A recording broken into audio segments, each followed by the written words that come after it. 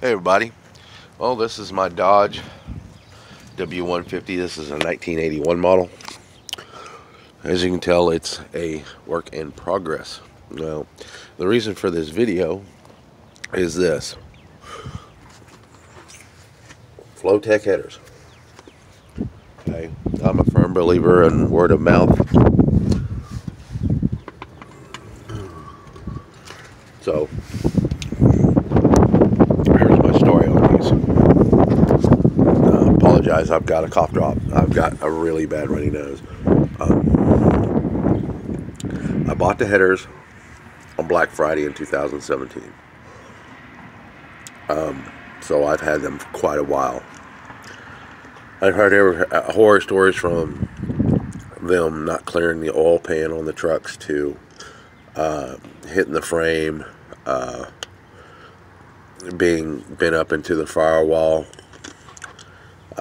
where you couldn't hook your exhaust up to them. I mean, all kinds of horror stories. Well, I figured I'd do a video and tell you mine.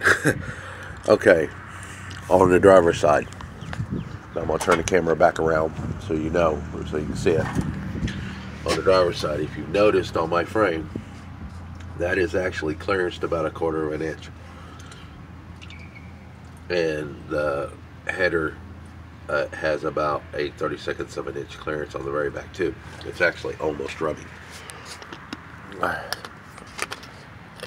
How I got these headers in this truck was A, I had to cut my frame on the driver's side because the driver's side is always worse.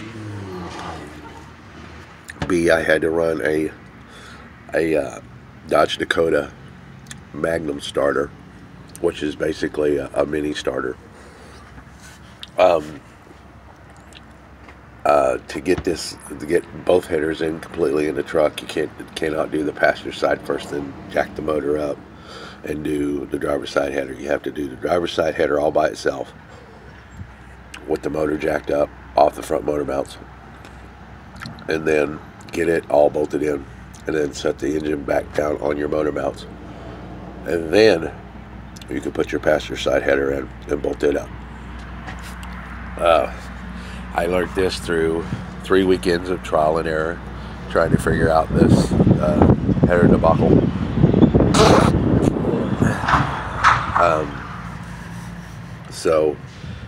My advice is, if you're looking for a cheap header, yeah, these are cheap, but if you don't want any headaches, I would suggest saving your money, because if you're having somebody else installing them and paying them to install them, they're not going to get installed. They're not going to go through all the steps I had to go through just to get these headers on. I firmly believe in word of mouth. This is my word of mouth. These Flo Techs are not worth your hard-earned money that you spend on something that's supposed to fit and it doesn't. The average prices on these are, I think, 180 bucks a set. I know the hooker and headman headers are way more expensive, but if you want headers on your truck, I would strongly suggest buying those. That way you don't have to go through this particular headache. You still might have to buy a mini starter, but stop and think about it. I mean, you can hear the old wow wow wow starter, or you can have a newer starter that's a little quieter, up to today's standards. It's a high torque, so you know, and they're priced roughly the same. I paid $45 for my starter, so yeah, they're cheap. So talk at you guys later. Have fun on your builds.